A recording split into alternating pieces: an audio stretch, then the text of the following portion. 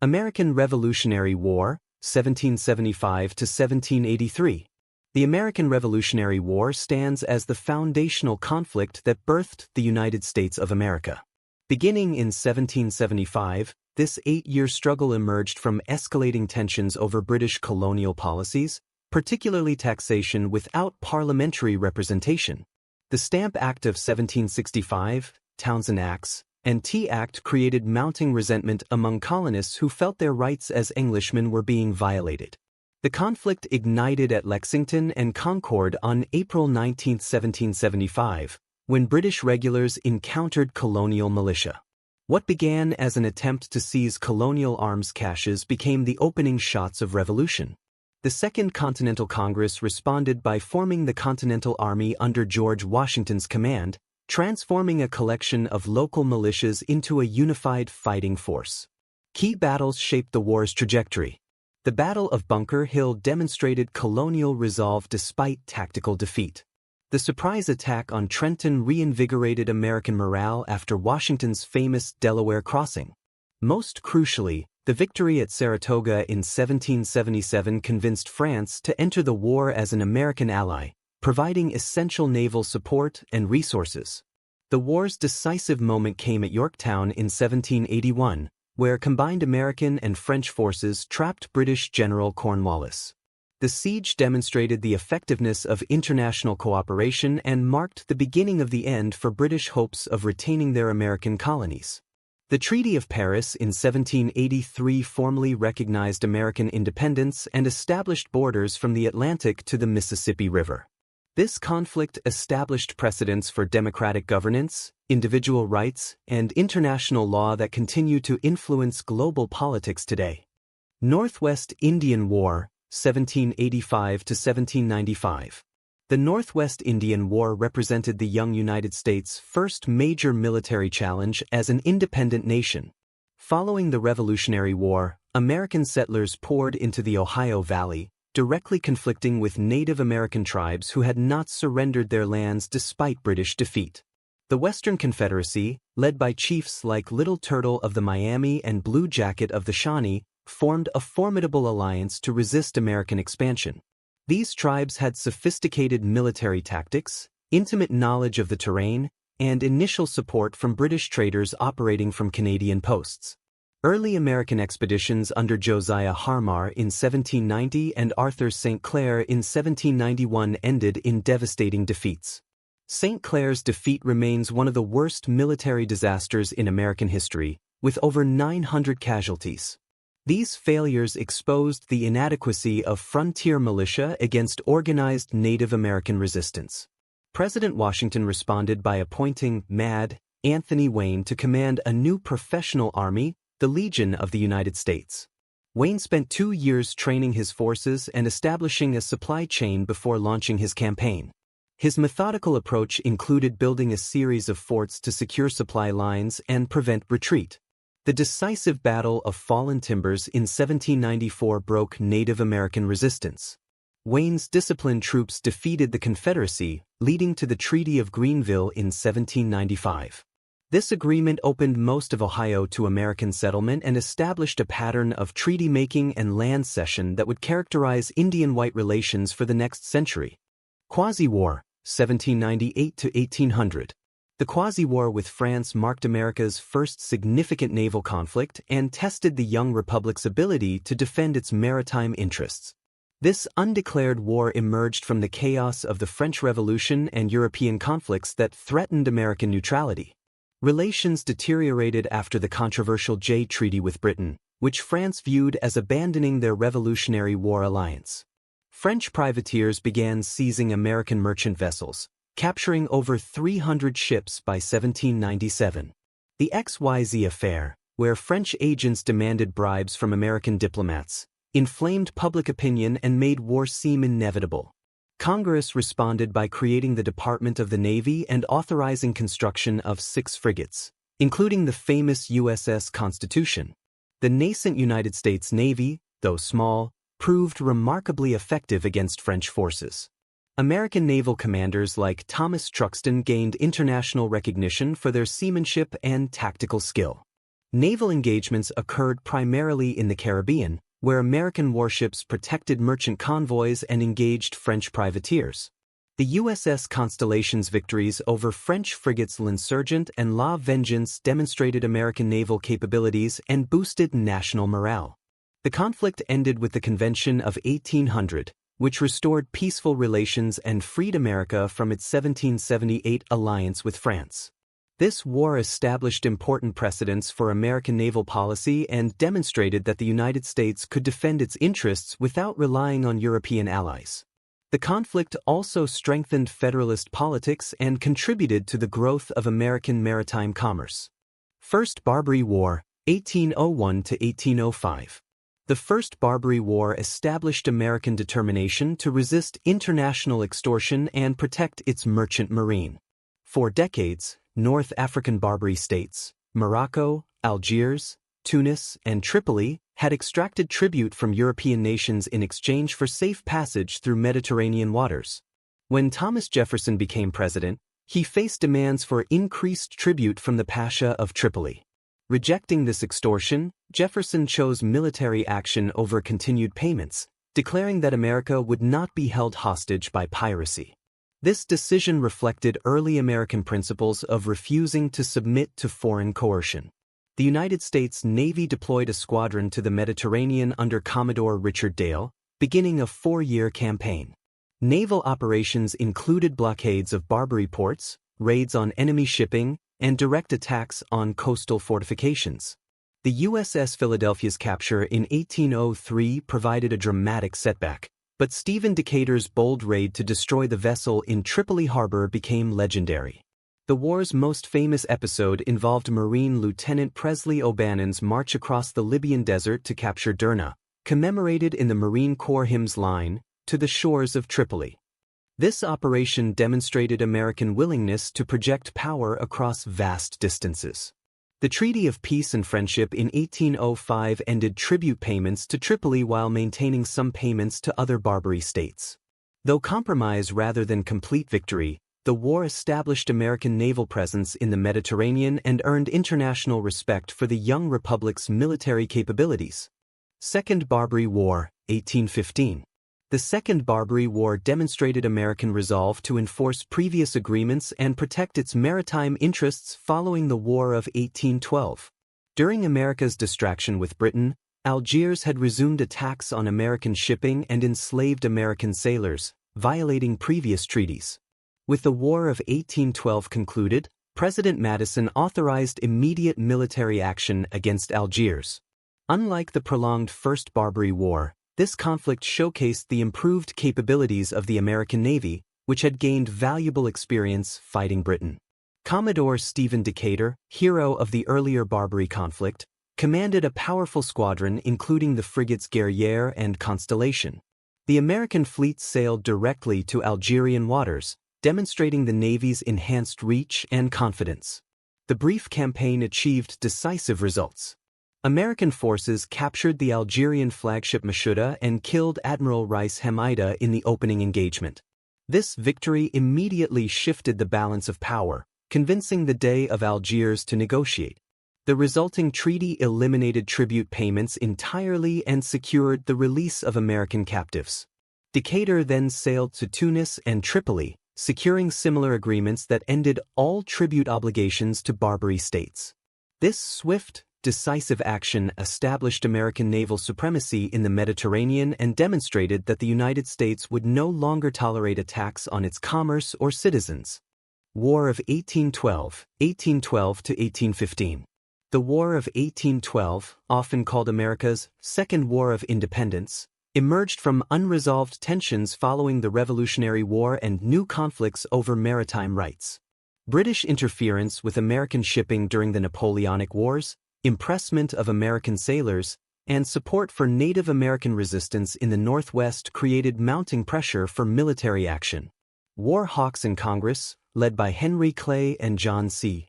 Calhoun, pushed for conflict, viewing British actions as intolerable violations of American sovereignty. They also saw opportunity to acquire British Canada and eliminate British support for hostile Native American tribes.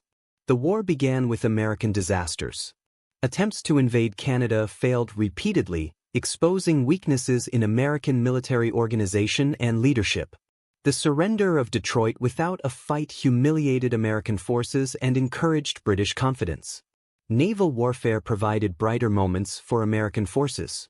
Oliver Hazard Perry's victory on Lake Erie in 1813 gave Americans control of the Great Lakes and enabled successful operations against British positions. The USS Constitution's victories over British frigates boosted American morale and demonstrated the quality of American shipbuilding. The British burning of Washington, D.C., in 1814 marked the war's lowest point for America. However, successful defense of Baltimore inspired Francis Scott Key to write The Star-Spangled Banner. Andrew Jackson's decisive victory at New Orleans, fought after the peace treaty was signed, provided a triumphant conclusion that helped shape American memory of the conflict. The Treaty of Ghent restored pre-war boundaries without addressing most original grievances, but the war fostered American nationalism and confirmed independence from European influence. First Seminole War, 1817 to 1818. The First Seminole War arose from border conflicts between Georgia settlers and Seminole Indians in Spanish Florida. Seminole raids on American settlements, harboring of runaway slaves, and Spanish inability to control the territory created a volatile situation that threatened frontier security. General Andrew Jackson received orders to pursue raiding parties into Florida but not to attack Spanish posts. Jackson interpreted these instructions broadly, launching a campaign that exceeded his official authority and created an international incident. Jackson's forces moved swiftly through Florida, capturing Spanish posts at St. Marks and Pensacola. His execution of two British subjects, Alexander Arbuthnot and Robert Ambrister, for allegedly inciting Indian warfare created diplomatic tension with Britain and controversy in Congress. The campaign effectively ended Seminole resistance in the region and demonstrated Spanish inability to control Florida. Jackson's actions, though controversial, strengthened American negotiating position and contributed to Spanish willingness to cede the territory. The Adams-Onis Treaty of 1819 transferred Florida to the United States while Spain renounced claims to the Oregon Territory. This war established Jackson's national reputation and demonstrated American willingness to use military force to secure frontier interests, regardless of international complications. Black Hawk War, 1832. The Black Hawk War represented the final major Indian resistance east of the Mississippi River. Named for the Sauk War leader Black Hawk, this conflict emerged from disputed land cessions and the federal government's policy of Indian removal. The 1804 Treaty of St. Louis had ceded Sauk and Fox lands in Illinois, but many tribal members, including Black Hawk, disputed its validity. When Black Hawk led approximately 1,000 followers back to their traditional lands in 1832, it triggered military response from federal and state forces. Initial negotiations failed as Black Hawk sought to reclaim traditional village sites and agricultural lands. Governor John Reynolds of Illinois called out the state militia, while federal troops under General Henry Atkinson moved to intercept the Indians. The war's brevity masked its brutality. The massacre at Bad Axe, where fleeing Indians including women and children were killed while attempting to cross the Mississippi River, demonstrated the ruthless nature of frontier warfare. Black Hawk's capture and subsequent tour of eastern cities created unexpected sympathy for his cause, but the war's outcome was decisive. The conflict opened Iowa Territory to American settlement and effectively ended Indian resistance in the Old Northwest. Future President Abraham Lincoln served as a militia captain during this war, though he saw no combat. Second Seminole War, 1835 to 1842. The Second Seminole War became the longest and costliest Indian war in American history, demonstrating the challenges of fighting guerrilla warfare in difficult terrain. The conflict arose from attempts to implement the Indian Removal Act by relocating Seminoles from Florida to Indian Territory. The Treaty of Payne's Landing in 1832 provided for Seminole removal, but many tribal members refused to leave their Florida homes. Chief Osceola emerged as the primary leader of resistance, coordinating attacks on American settlements and military posts. The war's opening engagement, the Dade Massacre, saw Seminole warriors destroy a column of 108 American soldiers, killing all but 3. This devastating defeat shocked the American public and demonstrated that the Seminoles would not submit easily to removal. American forces struggled against Seminole tactics of ambush, raid, and retreat into the Everglades. Conventional military operations proved ineffective against enemies who knew the terrain intimately and could disappear into swampland sanctuaries.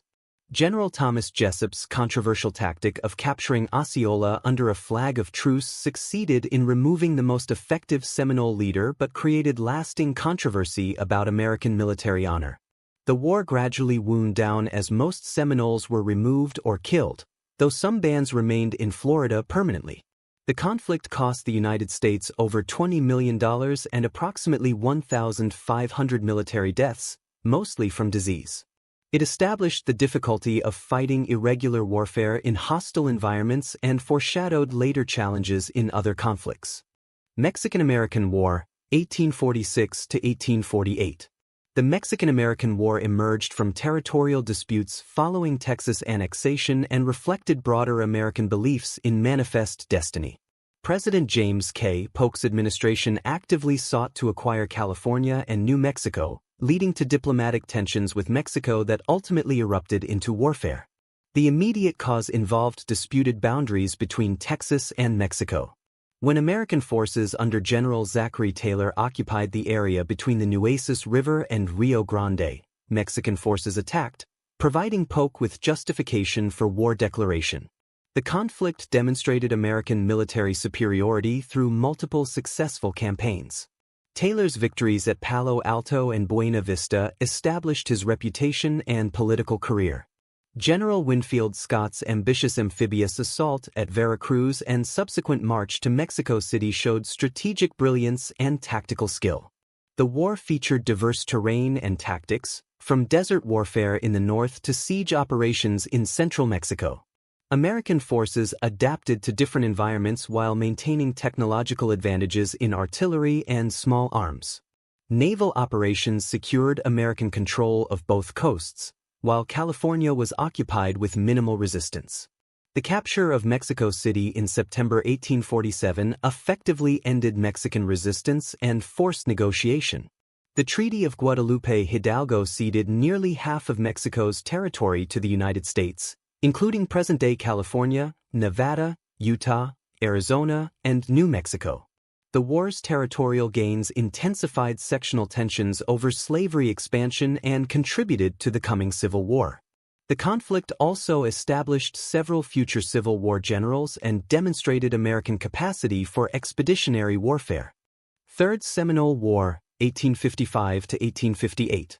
The Third Seminole War concluded the long struggle to remove Seminole Indians from Florida. Unlike previous conflicts, this war targeted the small bands that had remained in the Everglades following the Second Seminole War, numbering fewer than 200 warriors. The conflict began when surveyors and settlers encountered Seminole resistance to further encroachment on their remaining lands. Chief Billy Bowlegs led the resistance, launching raids on American settlements and military patrols from bases deep in the Everglades. The U.S. Army employed new tactics designed for swamp warfare, including the use of small, mobile units and Native American allies from other tribes. These methods proved more effective than the large-scale operations of previous conflicts. The war's most significant innovation was the use of economic incentives. The government offered substantial payments to Seminoles who agreed to emigrate voluntarily, while maintaining military pressure on those who refused. By 1858, most remaining Seminoles accepted relocation offers, with Billy Bowlegs among the last to agree to removal. The war ended with approximately 165 Seminoles relocating to Indian Territory, though some bands remained permanently in Florida. This conflict marked the end of major Indian resistance in the Southeast and completed the removal policies begun decades earlier. The war's conclusion opened South Florida to increased American settlement and development. American Civil War, 1861 to 1865. The American Civil War stands as the defining conflict in United States history, testing whether a nation founded on principles of liberty and equality could survive internal division. The war's roots lay in fundamental disagreements over slavery, states' rights, and the nature of the federal union. Abraham Lincoln's election in 1860 triggered secession by 11 Southern states that formed the Confederate States of America. The conflict began at Fort Sumter in April 1861 when Confederate forces fired on the Federal garrison, making peaceful resolution impossible. The war's scope and intensity exceeded all expectations. Early battles like Bull Run demonstrated that the conflict would not end quickly. The war evolved from limited engagements to total war, involving entire populations and economies. Key campaigns shaped the war's course. The Battle of Antietam provided Lincoln with the victory needed to issue the Emancipation Proclamation, transforming the conflict into a war for human freedom. Gettysburg in 1863 marked the high tide of Confederate military success, while the simultaneous capture of Vicksburg split the Confederacy. Union victory resulted from superior industrial capacity, population, and naval power, combined with effective leadership from Lincoln and generals like Ulysses S. Grant and William T. Sherman. Sherman's march to the sea demonstrated the power of economic warfare against civilian populations. The war ended with Lee's surrender at Appomattox Courthouse in April 1865, preserving the Union and ending slavery. Over 600,000 Americans died in the conflict, making it the deadliest war in American history. The war's outcome ensured that the United States would remain united and committed to the principle that all men are created equal. Indian Wars, circa 1865 to 1898. The Indian Wars encompassed numerous conflicts between the United States and Native American tribes across the Western territories following the Civil War. These conflicts resulted from westward expansion, railroad construction, and discovery of gold and other resources on tribal lands. The wars involved dozens of tribes including the Lakota, Cheyenne, Apache, Comanche, and Nez Perce, each with distinct cultures, fighting methods, and grievances against American expansion. Treaty violations, broken promises, and cultural misunderstandings fueled continuous conflict. Major engagements included the Sand Creek Massacre, 1864, where Colorado militia killed peaceful Cheyenne villagers, the Fetterman Fight, 1866, where Lakota warriors annihilated an entire army detachment, and Custer's defeat at Little Bighorn, 1876, the most famous Indian victory. The U.S. Army adapted its tactics to fight mobile, irregular forces across vast distances. Military leaders like Generals William T. Sherman and Philip Sheridan applied total war concepts, targeting Indian food sources, villages, and civilian populations to force submission. Technological advantages including railroads, telegraph communications, and repeating firearms eventually overwhelmed tribal resistance. The deliberate destruction of buffalo herds eliminated the economic foundation of Plains Indian culture. The wars effectively ended with the massacre at Wounded Knee in 1890, where soldiers killed over 250 Lakota, including women and children. By 1898, surviving tribes had been confined to reservations, ending the Indian Wars period and opening the West to full American settlement. Spanish-American War, 1898. The Spanish-American War marked America's emergence as a global power and signaled the beginning of American imperialism. The conflict arose from American sympathy for Cuban independence and broader desires for overseas expansion during the age of imperialism. The explosion of the USS Maine in Havana Harbor on February 15, 1898, killing 266 sailors, provided the immediate cause for war. Though the explosion's cause remained unclear, sensational newspaper coverage blamed Spain and inflamed American public opinion. President William McKinley's war message to Congress emphasized humanitarian concerns and protection of American interests. The Teller Amendment promised Cuban independence, distinguishing American motives from European imperialism. The war's brevity belied its global scope. Naval operations occurred in both the Caribbean and Pacific, with Commodore George Dewey's victory at Manila Bay establishing American presence in the Philippines. The Army's assault on San Juan Hill, featuring Theodore Roosevelt's Rough Riders, became the war's most celebrated land engagement. Spanish forces proved unprepared for modern warfare, lacking adequate supplies, training, and leadership. American forces, though initially unprepared, quickly adapted and demonstrated superior organization and equipment. The Treaty of Paris transferred Puerto Rico, Guam, and the Philippines to American control while granting Cuban independence. The war's outcome established the United States as a colonial power and marked the end of Spanish influence in the Americas. The conflict launched several political careers, most notably Theodore Roosevelt's path to the presidency. Philippine-American War, 1899 to 1902. The Philippine-American War emerged from Filipino expectations of independence following Spanish defeat and American determination to establish colonial control. This conflict tested American commitment to democratic principles while expanding overseas territory. Filipino leader Emilio Aguinaldo had cooperated with American forces against Spain, expecting independence in return. When the United States decided to retain the Philippines, Aguinaldo proclaimed the Philippine Republic and prepared for resistance. The war began with conventional engagements around Manila, but quickly evolved into guerrilla warfare as Filipino forces adopted irregular tactics. American forces found themselves fighting an enemy that enjoyed popular support and intimate knowledge of local terrain.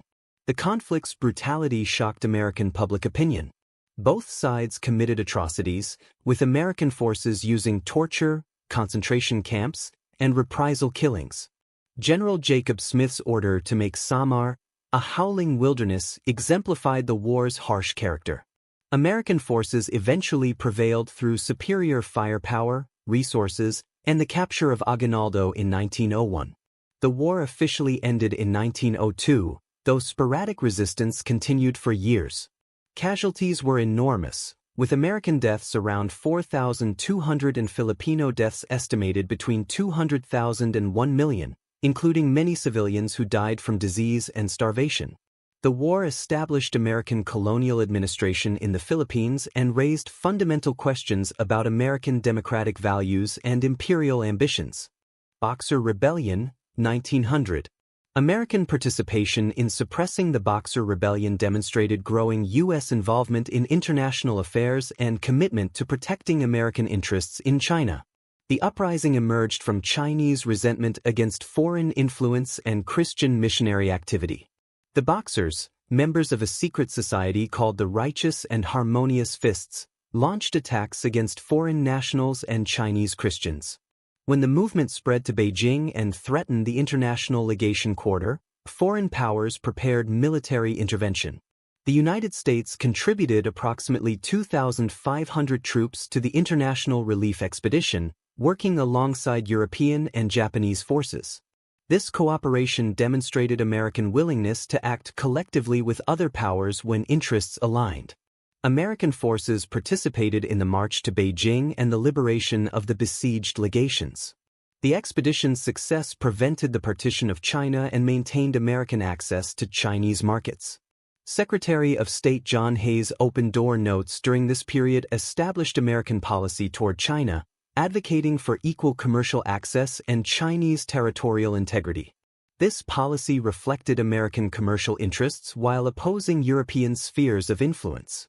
The rebellion's suppression strengthened foreign influence in China but also contributed to growing Chinese nationalism.